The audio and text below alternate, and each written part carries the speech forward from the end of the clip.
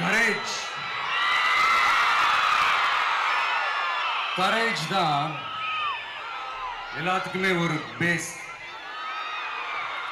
Courage தான் எல்லாத்துக்குமே ஒரு பவர்.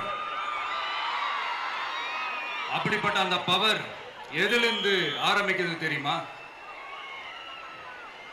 நம்மள அண்டர் எஸ்டிமேட் பண்ற நேரத்துல, நம்மள ஒரு ஏளனமா பார்க்கிற நேரத்துல, நம்ம யாருன்னு ப்ரூவ் பண்ணி காட்டணும்னு ஒண்ணு தோணும்.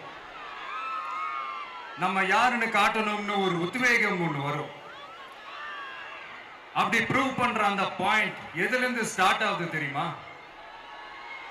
எந்த விஷயத்துல நம்மள கிண்டலும் கேலியுமா பேசுறாங்களோ அதே விஷயத்தை வச்சு நம்ம அது ஒரு பாசிட்டிவா மாத்துறதுன்னு ஒண்ணு இருக்குல்ல, அதே விஷயத்தை வச்சு நம்ம அது ஒரு ஃபயரா மாத்துறதுன்னு ஒன்று இருக்குல்ல, அங்கிருந்து தான் அந்த பவரே ஸ்டார்ட் ஆகும். அப்படிப்பட்ட அந்த உண்மையான அந்த பவரை சொல்ற அந்த பாயிண்ட்ல இருந்து ஆரம்பிக்கலாமா? ஏ விஜய், வீட்டை விட்டு வெளியே வா. ஏ விஜய், பணியூர் விட்டு வெளியே வா அப்படின்னு சொல்றவங்களுக்கு என் வீடு எதுன்னு தெரியுமா? முதல்ல என் வீடு எங்க இருக்குனாவது தெரியுமா? என சீண்டி பார்க்கறதா நினைச்சு கிண்டலும் கேலியுமா பேசுறவங்களுக்கு நான் சொல்றேன், இந்த தமிழ்நாடு தமிழ்நாடுன்னு சொல்றாங்களே, அது மத்தவங்களுக்கு வேணா ஸ்டேட்டா இருக்கலாம், ஆனா என்ன பொறுத்த வரைக்கும் என் தாய் நாடான தமிழ்நாடு தான் என் வீடு.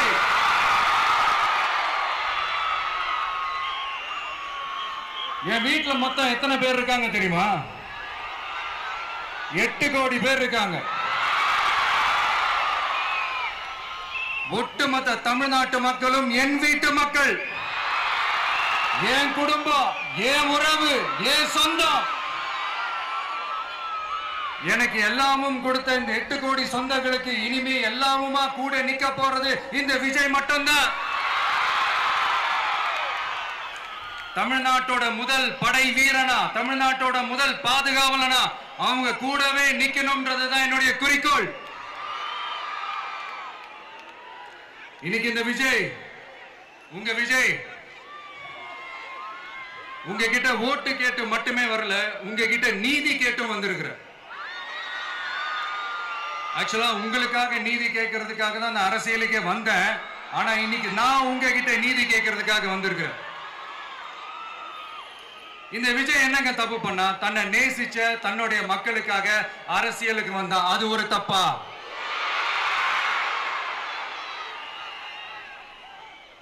எல்லாத்தையும் ஒதுக்கி தள்ளிட்டு மக்களுக்காக மட்டுமே வந்த அது ஒரு தப்பா? இந்த மத்த கட்சிகளுக்கெல்லாம் மாநாடு நடத்துறதுக்கோ பொதுக்கூட்டம் நடத்துறதுக்கோ இல்ல ஹால் ஃபங்க்ஷன்ஸ் நடத்துறதுக்கோ பர்மிஷன் கொடுப்பாங்க, இடம் கொடுப்பாங்க. ஆனா நமக்கு மட்டும் இடம் கொடுக்க மாட்டாங்க, கொடுக்கவும் விட மாட்டாங்க. இது என்னங்க நியாயம்? நான் போய் மக்களை சந்திக்கிறதுக்கோ இல்ல மக்கள் வந்து என்ன சந்திக்கிறதுக்கோ ஒரு உரிய இடமோ இல்ல உரிய பாதுகாப்போ மத்த கட்சிகளுக்கு எல்லாம் கொடுப்பாங்க. ஆனா எனக்கு கொடுக்க மாட்டாங்க, கொடுக்கவும் விட மாட்டாங்க. இது என்னங்க நியாயம்? இந்த SOPs சொல்லுவாங்க, அதனுடைய ஃபுல் ஃபார்ம் வந்து ஸ்டாண்டர்ட் ஆபரேட்டிங் ப்ரொசீஜர். ஆனா எனக்கு மட்டும் அது ஸ்டாலின் சார் ஆபரேட்டிங் ப்ரொசீஜர்.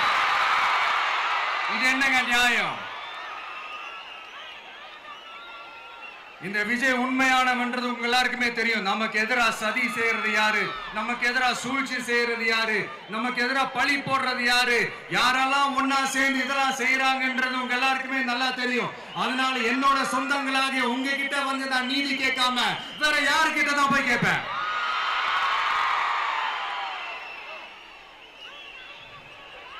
செல்ஃபே எடுக்காத ஒரு கூட்டணி கணக்கு,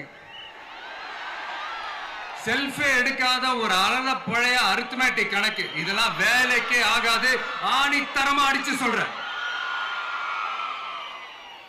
அப்புறம் இந்த காசு கொடுத்து ஓட்டு வாங்கிடலாம்னு கனவு காண்றாங்கல்ல, அதுவும் இந்த விஜய் வந்ததுக்கு அப்புறம் நடக்கவே நடக்காது.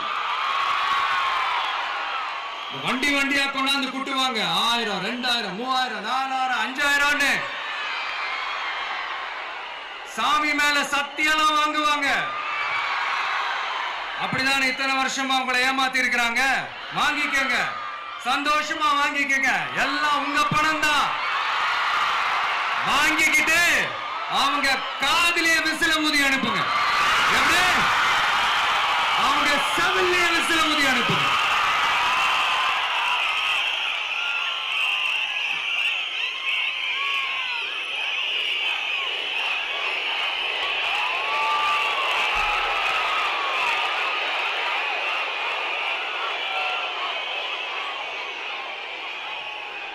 அடுத்து நம்மளுடைய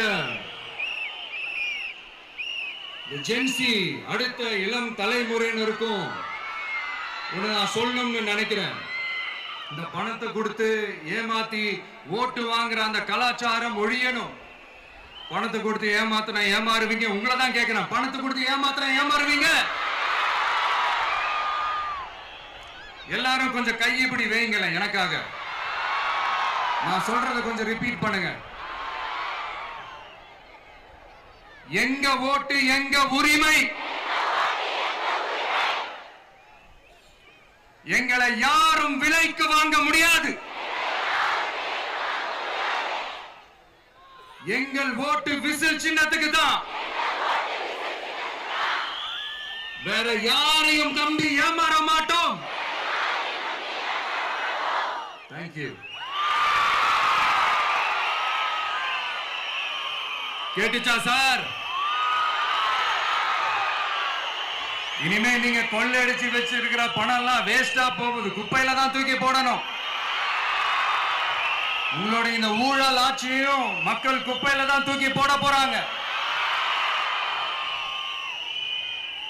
அடுத்து ஒவ்வொரு வீட்டில் இருக்கிற என்னுடைய குட்டி நண்பா நண்பீஸுக்கும் நான் சொல்லணும்னு நினைக்கிறேன். வீட்டில் டிவியில உட்கார்ந்து இந்த பிரச்சார மீட்டிங் எல்லாம் பார்த்துட்டு இருப்பீங்க. உங்களையும் உங்களுடைய ஃபியூச்சரையும் மைண்ட்ல வச்சுக்கிட்டு தான் நாம அரசியலுக்கே வந்திருக்கிறோம். அதனால எனக்காக நீங்க ஒண்ணு செய்யணும்.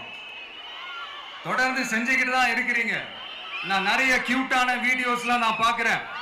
லைக் உங்க அம்மா அப்பா கிட்ட மைக்க நீட்டி யாருக்கு ஓட்டு போடுவீங்கன்னு கேட்டா பின்னாடி இருந்த அந்த பையன், அம்மா விஜய்னு சொல்லுவா, அப்பா விஜய்னு சொல்லுப்பா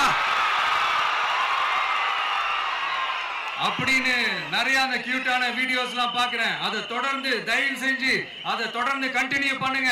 உங்க வீட்டில் இருக்கிற உங்களுடைய அப்பா அம்மா தாத்தா பாட்டி பெரியப்பா பெரியப்பா சித்தி சித்தப்பா அத்தை மாமா ஓட்டு போடுற வயசுல இருக்கிற அண்ணன் அக்கா எல்லாரையும் விசில் சின்னத்துக்கு ஓட்டு போட சொல்லுங்க.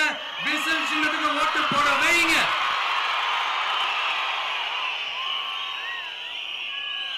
இந்த தேர்தல் நெருங்கிற இந்த நேரத்தில் பொலிட்டிக்கலா ஸ்பீக்கிங் டு த பாயிண்ட் ஒரே ஒரு விஷயம் நான் சொல்லணும். நாங்க அரசியலுக்கு வந்தது எந்த கட்சியும் ஒழிக்கிறதுக்கோ அழிக்கிறதுக்காகலாம் நாம அரசியலுக்கு வரல. யார் மேலேயும் தனிப்பட்ட ஒரு வன்மமோ இல்ல தனிப்பட்ட கோபமோ அப்படிலாம் யார் மேலேயும் கிடையாது. இந்த மற்றவங்க மாதிரி இந்த வெறுப்பு அரசியல் பண்றதுக்காகலாம் நாம அரசியலுக்கு வரல. அரசியல் ரீதியா நம்மளுடைய எதிரிகள் யாருன்னு டிக்ளேர் பண்ணிட்டு தேர்தலில் நின்று ஜெயிச்சு மக்களுக்காக எங்களுடைய நன்றி கடனை செலுத்துறதுக்காக தான் நாம அரசியலுக்கே வந்திருக்கோம். Just want to make this clear. அவங்கள கேள்வி கேட்கறதுக்கு முன்னாடி அவங்களுடைய இயலாமையை மறைக்கிறதுக்காக இந்த ஏ டீம் பி டீம் இதெல்லாம் கூட சேர்த்துக்கிட்டு ஒரே விஷயத்த சொல்லி அழுவுறாங்கல்ல. என்னன்னு சொல்லி அழுவுறாங்க? அனுபவம் இல்லாதவங்களால எப்படி ஆட்சி அதிகாரத்தை செய்ய முடியும் அப்படின்னு ஒரே விஷயத்த சொல்லி அழுவுறாங்கல்ல. அந்த அழுகைக்கு நாம ஒரு பதிலடி கொடுக்கணும்ல. மக்களே, நான் உங்களையே கேட்கிறேன், தெரியாம தான் கேட்கிறேன். இந்த அனுபவம் அனுபவம் அனுபவம்னு சொல்றாங்களே, அதிகாரத்தை வச்சு மக்கள் பணத்தை கொள்ளையடிச்சதை தாண்டி வேற ஏதாவது கொம்பு முளைச்ச பெரிய அனுபவம் இவங்களுக்கு இருக்குதா?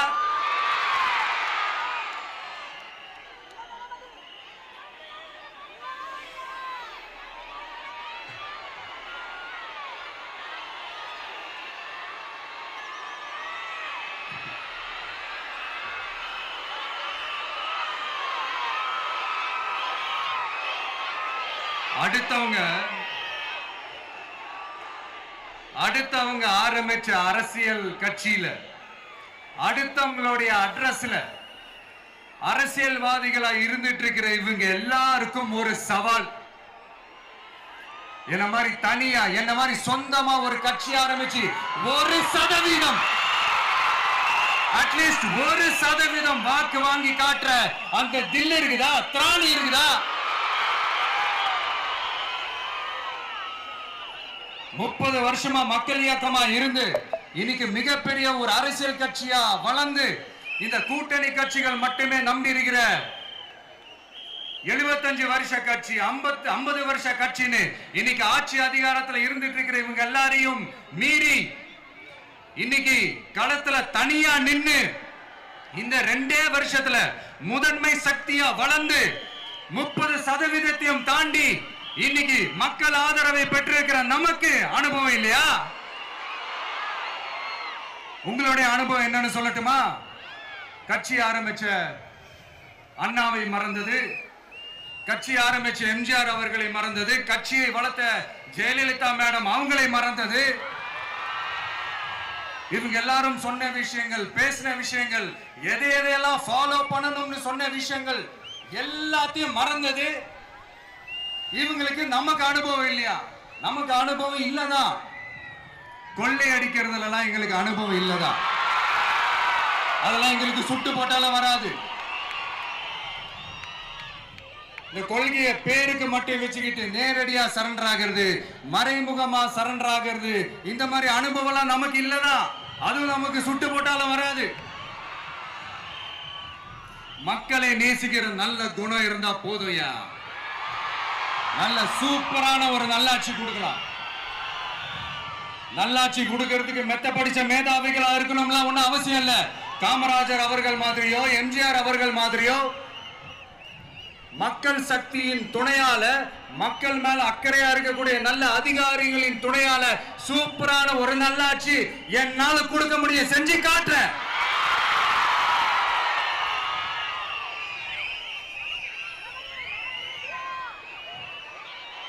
நாலரை வருஷம் ஆச்சு, 4.25 வருஷத்துக்கு மேல ஆகுது. இப்போ ஒவ்வொரு வீட்டு கதவையா தட்டி உங்கள் கனவுகளை சொல்லுங்கள், உங்கள் கனவுகளை சொல்லுங்கள், நாங்கள் அதை நிறைவேற்றி காட்டுறோம். இல்ல, ஸ்டாலின் சாருக்கு மக்கள் சார்பா ஒரு கேள்வி. மக்களுடைய கனவு என்னன்னு உங்களுக்கு தெரியுமா சார்? அது சரி, அவங்க என்ன நினைக்கிறாங்கன்னு உங்களுக்கு தெரியாது, அதுக்கப்புறம் எப்படி அவங்க கனவுகளை பத்தி உங்களுக்கு தெரியும். மக்களோட கனவு என்னன்னு நான் சொல்லட்டுமா சார்? 2019, 2021, 2024 இந்த 3 தேர்தலையும் மக்கள் உங்களுக்கு வாக்களிச்சதுக்கு காரணம் நீங்க மக்களுக்கு ஏதாவது நல்லது செய்வீங்கன்னு நம்பிதான். ஆனா நீங்க மக்களுக்கு கொடுத்த பரிசு மக்களுக்கு பாதுகாப்பே இல்லாத மக்கள் விரோத ஆட்சி. அந்த மக்கள் விரோத ஆட்சியை அகற்றிட்டு அந்த இடத்தில் தமிழக வெற்றி கழகத்தை ஆட்சி பீடத்தில் அமைக்கணும் அப்படின்றதுதான் மக்களுடைய ஒரே கனவு. இந்த மக்கள் விரோத திமுக அரசை நிலைக்க கூடாது அப்படின்றதுதான் மக்களுடைய ஒரே கனவு. 100% தூய சக்தி டிவிக்கு ஆட்சி அமைக்கும். அதுல உங்களுடைய கனவுகள், உங்களுடைய ட்ரீம்ஸ் எல்லாமே ஃபுல்ஃபில் ஆகும், நிஜமாகும்.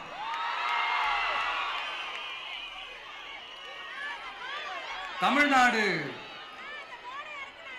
எப்பவுமே டெல்லிக்கு அவுட் ஆஃப் கண்ட்ரோல் அப்படின்ட்டு ஸ்டாலின் சார் அடிக்கடி சொல்லுவாங்க. ஸ்டாலின் சார் எது எதுலாம் அவுட் ஆஃப் கண்ட்ரோல் இப்ப நான் கொஞ்சம் சொல்லட்டுமா? முதல்ல சட்டம் ஒழுங்கெல்லாம் அவுட் ஆஃப் கண்ட்ரோல்,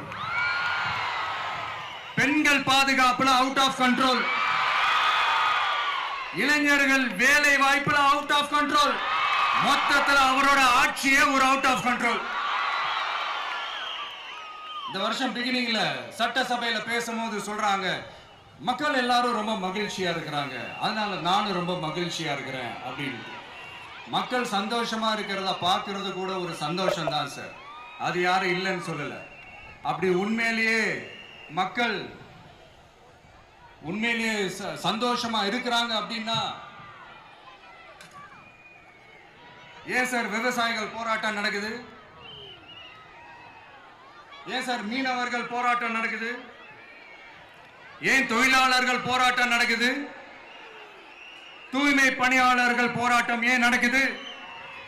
அங்கன்வாடி ஊழியர்கள் போராட்டம், செவிலியர்கள் போராட்டம், மருத்துவர்கள் போராட்டம், மாற்றுத்திறனாளிகள் போராட்டம், அரசு ஊழியர்கள் போராட்டம், ஆசிரியர்கள் போராட்டம், இடைநிலை ஆசிரியர்கள் போராட்டம், பகுதி நேர ஆசிரியர்கள் போராட்டம். இதெல்லாம் உங்க ஆட்சியில மக்கள் மகிழ்ச்சியா இருக்காங்கன்றதுக்காக நடக்கிற போராட்டமா சார்? எனக்கு தெரிஞ்சு மக்கள் சந்தோஷமா இருக்கிறாங்கன்னா பொங்கல் வச்சு கொண்டாடுவாங்கன்னு கேள்விப்பட்டிருக்கேன். உங்க ஆட்சியில தான் போராட்டம் நடத்தி அவங்களுடைய மகிழ்ச்சியை வெளிப்படுத்துறாங்கன்னு நினைக்கிறேன். இன்னும் தீரவே தீராத பிரச்சனைகள்னா இருக்கிற இடம் பிரச்சனை, பார்க்கிற வேலை பிரச்சனை, பண்ற தொழில் பிரச்சனை, விலைவாசி பிரச்சனை, தண்ணி பிரச்சனை, பஸ் வசதி இல்லைன்ற பிரச்சனை, ரோடு சரி இல்லைன்ற பிரச்சனை, ஆஸ்பத்திரி சரியா இல்லைன்ற பிரச்சனை. இப்படி எல்லாம் ஒரு அடிப்படை விஷயங்களே பிரச்சனையா இருந்தா அப்போ ஆளுங்கட்சின்னு ஒண்ணு எதுக்குதான் இருக்கிறாங்க அப்படின்னு தானே மனசுல தோணும் மக்களுக்கு. ஆட்சிக்கு வர்றதுக்கு முன்னாடி தான் பொய்யா அடிச்சு விட்டீங்க. இப்ப ஆட்சியை விட்டு போகும்போது கூட பொய்யா பேசுறீங்களே சார், என்ன சார் இது? மாத்தி மாத்தி பேசுறதுல நீங்க வேற லெவல் தான் சார். ஆட்சிக்கு வந்த அடுத்த வருஷமே 2022ல 70% வாக்குறுதிகளை நிறைவேற்றிட்டோம்னு சொன்னாங்க. அப்புறம் போன வருஷம் 90% வாக்குறுதிகளை நிறைவேற்றிட்டோம்னு சொன்னாங்க. அப்புறம் இந்த வருஷம் 505 வாக்குறுதிகளை 404 வாக்குறுதிகளை நிறைவேற்றிட்டோம். கிட்டத்தட்ட ஒரு 80% வாக்குறுதிகளை நிறைவேற்றிட்டோம்னு சொன்னாங்க. முதல்ல 70, அப்புறம் 90, அப்புறம் 80. இன்னும் தேர்தல் நெருங்க அது 60, 50, 40, 30, 20ல போய் நிற்கும்னு நினைக்கிறேன். அதையும் அவரே அறிவிப்பாரோ என்னமோ எனக்கு தெரியல. முதல்வர் ஸ்டைல்லையே சொல்லணும்னா, பொய்யிலேயே பிறந்து பொய்யிலேயே வளர்ந்த புலவர் பெருமானே, கொஞ்சம் அத திருத்தி சொல்றேன், புலுகர் பெருமானே. அது இன்னும் பொருத்தமா இருக்கும். அவருடைய அண்ட புழுகு, ஆகாச புழுகு என்ன தெரியுமா? பெண்களுக்கு பாதுகாப்பு தமிழ்நாட்டில் எங்க போனாலும் கொட்டி கிடக்குதான். அப்படி அது உண்மைனா அண்ணா யூனிவர்சிட்டி அந்த பொண்ணுக்கு ஏன் சார் அப்படி ஒரு கொடுமை நடந்துச்சு? கோவை கல்லூரி பெண்ணுக்கு ஏன் சார் அப்படி ஒரு கொடுமை நடந்துச்சு? பெண் குழந்தைகள் பாதிக்கப்படுறதா கிட்டத்தட்ட 1000க்கும் மேலான போக்சோ கேசுகள் ஏன் சார் பதிவானுச்சு? போதைப் பொருள் கலாச்சாரம் கண்ட்ரோலே இல்லாம அது பாட்டுக்கு தாறுமாற எங்கேயோ போய்கிட்டு இருக்கு. வயலன்ஸ் எல்லாம் தலைவிரிச்சு ஆடுது. அதுக்கு ஒரு ரீசெண்ட் எக்ஸாம்பிள் அந்த ரயில்வே ஸ்டேஷன்ல அந்த சிறுவர்கள் எல்லாரும் சேர்ந்து செஞ்ச அந்த சம்பவம். சட்டம் ஒழுங்கு சரியா இருந்தா ஏன் சார் இப்படி எல்லாம் நடக்குது? சட்டம் ஒழுங்கு சரியா இருக்கணும்னா முதல்ல தமிழ்நாட்டுக்கு ஒரு டிஜிபி வேணும் சார். எங்க சார் போனார் அவரு? எங்க அவரு? சும்மா இந்த ஆக்டிங் ஆபீசரை வச்சுக்கிட்டு அரசாங்கத்தை நடத்துனீங்கன்னா இப்படிதான் சட்டம் ஒழுங்கு சந்தி சிரிக்கும். முதல்ல தமிழ்நாட்டுக்கு ஒரு டிஜிபியை போடுங்க சார். அதுக்கப்புறமாச்சும் சட்டம் ஒழுங்கு சரியாகுதான்னு பார்ப்போம். சரிப்பா, கேள்வியா கேட்கிறியே, நீ வந்தா என்ன செய்வ அதானே கேட்கறீங்க. கரெக்ட், கேட்கணும். மக்களோட அடிப்படை தேவைகளை தீர்க்கிறது தான் நம்மளுடைய ஃபர்ஸ்ட் வேலையே. அதை தீர்க்கிறதுக்கான அந்த தேடி போறது, அதோட சொல்யூஷனை தேடி போறது தான் நம்மளுடைய ஃபர்ஸ்ட் அஜெண்டாவே. கொஞ்சம் வெயிட் பண்ணுங்க, தேர்தல் அறிக்கை ரெடி ஆயிட்டு இருக்கு. தெளிவான ஒரு தேர்தல் அறிக்கையாவது வரும். என்ன நம்புற உங்களை நான் டிசப்பாயிண்ட் பண்ணவே மாட்டேன்.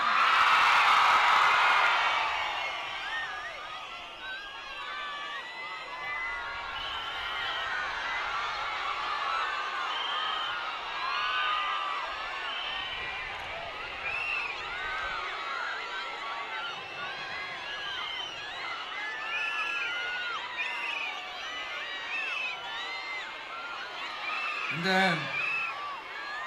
சும்மா ஆட்சிக்கு வரணும்ன்றதுக்காக இந்த நடைமுறைக்கு சாத்தியமே இல்லாத இந்த மாதிரி விஷயங்கள் எல்லாம், வாக்குறுதிகளை நான் என்னைக்குமே கொடுக்கவே மாட்டேன். அதே மாதிரி ஆட்சிக்கு வந்ததுக்கு அப்புறம் கூட அவங்க அது தரல, இவங்க இது தரல அப்படின்லாம் பம்மிக்கிட்டு இல்லாம உங்களுக்காக எந்த எக்ஸ்ட்ரீமுக்கும் போய் நான் போராடவும் தயாரா இருக்கிறேன். அதனால நான் மறுபடியும் இதை நான் ரிப்பீட் பண்றேன். இவ்வளவு நாள் இதை நான் மட்டும் தான் சொல்லிக்கிட்டு இருந்தேன். இப்ப களமே சொல்லுது, ரெண்டே ரெண்டு பேருக்கு நடுவுல தான் போட்டியே. ஒண்ணு இன்னொன்னு ஒண்ணு தூய சக்தி டிவிக்கு, இன்னொன்னு தீய சக்தி DMK.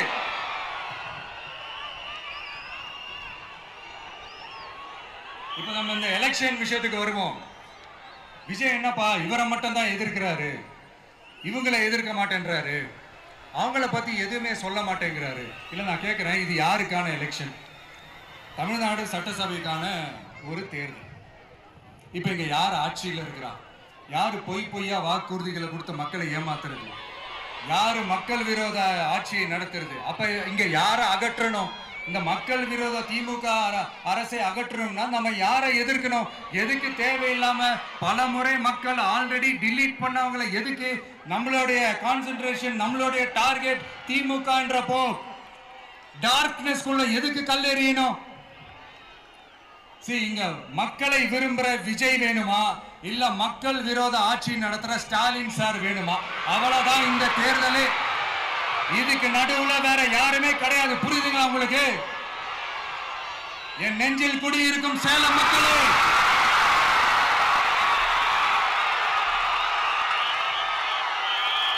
One last simple question.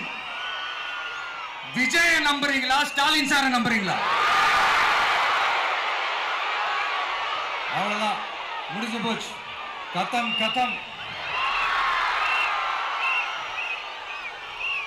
போர் முழக்கம் உங்களை ஒரு நிமிஷம் கூட தூங்க விடாது.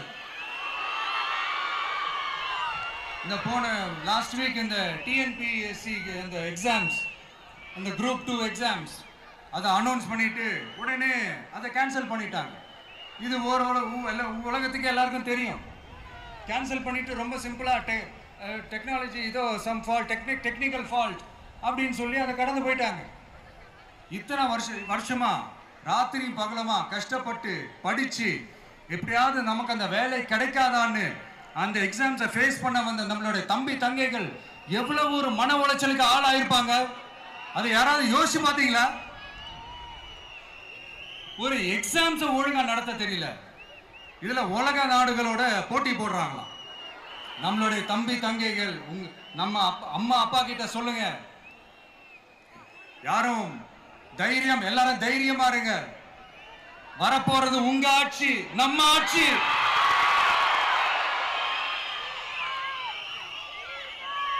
அதனால இந்த மாதிரிலாம் எதுவும் நடக்காம சமூக நீதிக்கான ஒரு நல்ல ஆட்சியை அமைப்போம்.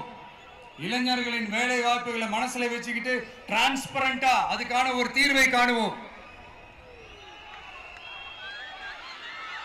நான் விக்கிரவாண்டி மாநாட்டில் பேசும்போது ஒரு பொலிட்டிக்கல் பாம் ஒன்று சொன்னேன், ஞாபகம் இருக்கா? ஆட்சியிலையும் பங்கு, அதிகாரத்திலையும் பங்குன்னு ஒன்று சொன்னேன். இப்போ அந்த பொலிட்டிக்கல் பாம் எல்லா கூட்டணியிலையும் வெடிச்சுக்கிட்டு இருக்கு, தாறுமாற வெடிச்சுக்கிட்டு இருக்கு. ஸ்டாலின் சார்லாம் பதறாரு, ஆட்சி அதிகாரத்துல பங்கெல்லாம் தமிழ்நாட்டில் ஒத்து வராது அப்படின்னு சொல்றாரு. அவங்கள பொறுத்த வரைக்கும் ஜெயிக்கிறதுக்காக மட்டும்தான் கூட்டணி, மற்ற எல்லாத்துக்குமே அவங்க தனி அணி, அவங்க மட்டுமே ஒரே அணி. வெல்வோம் ஒன்றாக, ஆனா வரும் வெல்த் எல்லாம் பார்ப்போம் தனியாக. அந்த வெல்வோம் ஒன்றாக என்றது இதுதான் சீக்கிரட்டே. புரிய வேண்டியவங்களுக்கு நல்லா புரியும் நினைக்கிறேன். உங்களோட நான் இருக்கேன், நம்மளோட நம்ம மக்கள் இருக்காங்க. இதுக்கு மேல என்ன வேணும்? கான்பிடென்டா இருங்க, நல்லதே நடக்கும், வெற்றி நிச்சயம். மீண்டும் சந்திக்கும் வரை நன்றி, வணக்கம்.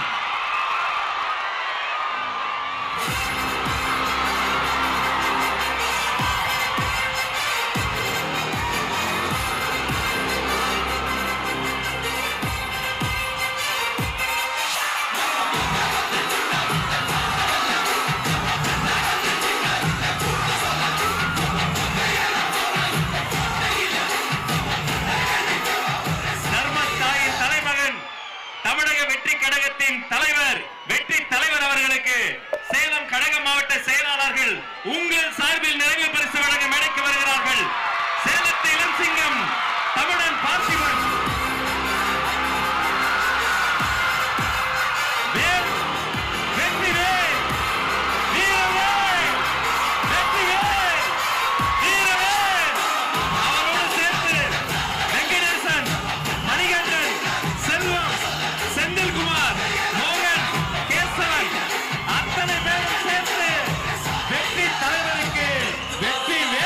வாக்களிக்கிறோம்.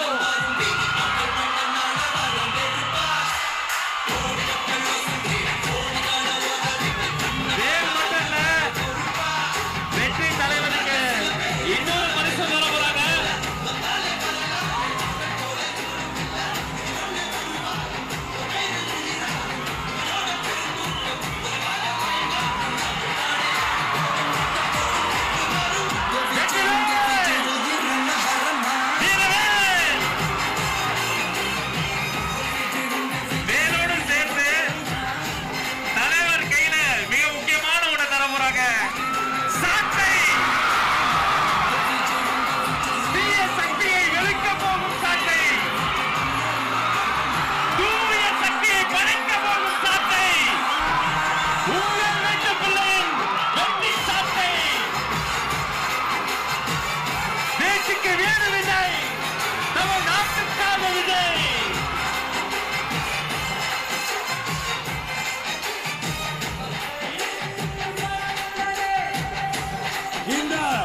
தமிழ்நாட்டு மக்களையும் என் கழக தலைவரையும் காப்பாற்றுவதற்காக இந்த வீரமே ஊழல் சக்திகளை ஓங்கி அடிக்க ஊழல் சக்திகளை நல்வாழ்த்தி தருவோம். நன்றி. கழக மாவட்ட செயலாளர்களுக்கு நன்றி.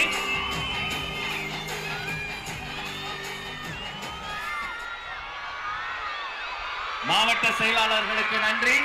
தமிழக வெற்றி கழகத்தின் கொள்கை பொதுச் செயலாளர் டாக்டர் KG அருண்ராஜ் IRS அவர்கள் மாங்கனி